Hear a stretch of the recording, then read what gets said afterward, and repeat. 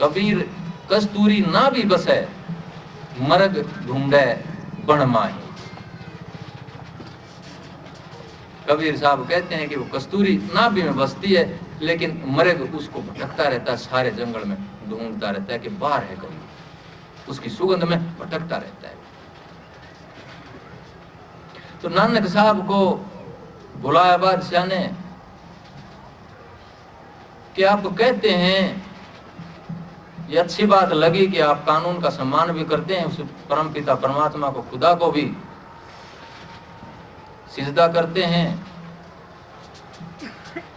लेकिन आप एक प्रचार गलत करते हैं कि हिंदू और मुसलमान दोनों समान हैं। हिंदू धर्म मुसलमान धर्म कोई बड़ा छोटा नहीं है, सारे धर्म बराबर के हैं। बड़ा है तो कर्म है, अमला अच्छे कर्म है वो ही बड़े हैं, बाकी सब गौण हैं। वो कहने लगे हाँ जी सच्चाई इस बात में। तो बादशाह कहते हैं अगर कोई फर्क नहीं है तो फिर नमाज पढ़वा। अगर हिंदू में धर्म में और मुसलमान धर्म में जब कोई फर्क ही नहीं मानते आप, तो आपको तो कोई फर्क पड़ना नहीं, तो आप नमाज पढ़ो फिर हमारे साथ बैठ करके। आप जो फर्क नहीं मानते और गलत ही नहीं मानते किसी चीज को इनमें से, तो आओ हमारे साथ। तो नानक साहब कहते हैं चलिए।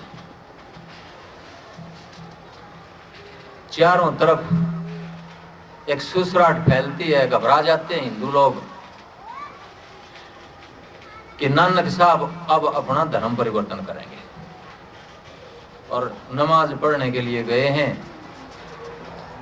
मुल्ला काजी साथ ले लेते हैं, बादशाह साथ है, खड़े हो जाते हैं। मस्जिद में जाकर के बाहर भीड़ जमा हो जाती है, घबरा जाते हैं हिंदू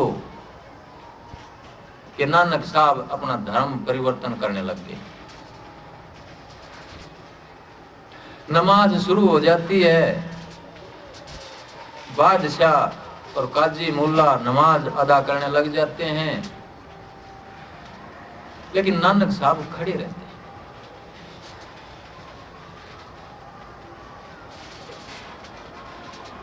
तो नमाज अदा करने के बाद बादशाह कहते हैं कि नानक साहब आपने नमाज अदा नहीं करी, आप तो अपने वचनों से फिर गए, आप धोखा भी देते हैं।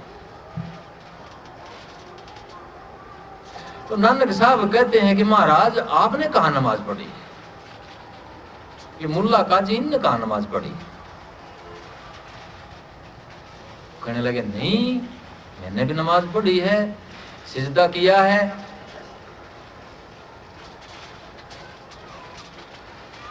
और मुल्ला और काजी ने भी की है। नानक साहब कहते हैं कि आप तो कंधार में गए हुए थे महाराज, जिस टाइम नमाज पढ़ी जा रही थी आप घोड़ों का सौदा कर रहे थे। आप देख रहे थे कि मेरी लड़ाई में कौन सा घोड़ा और किस तरह का घोड़ा मेरी मदद करेगा लड़ाई को जीतने में, और ये काजी अपने बछेरे की सेवा कर रहा था।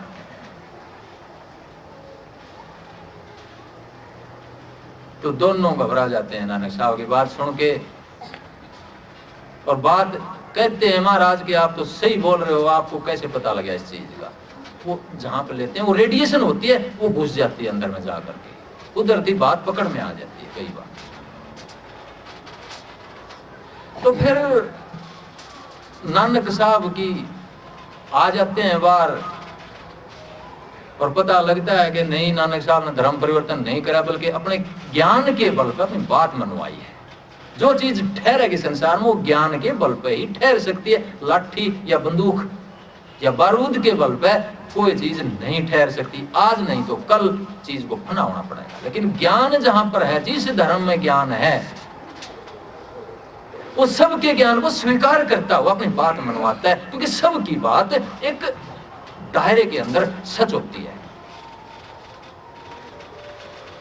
एक पढ़ा लिखा वैज्ञानिक मुझे कहने लगा कि जी आप तो कार्ल मार्क्स को भी अवतार बताते हैं, उसकी बात को भी सिद्ध करते हैं, आप कबीर साहब की बात को भी सिद्ध करते हैं, आप ओशो की बात को भी सिद्ध करते हैं,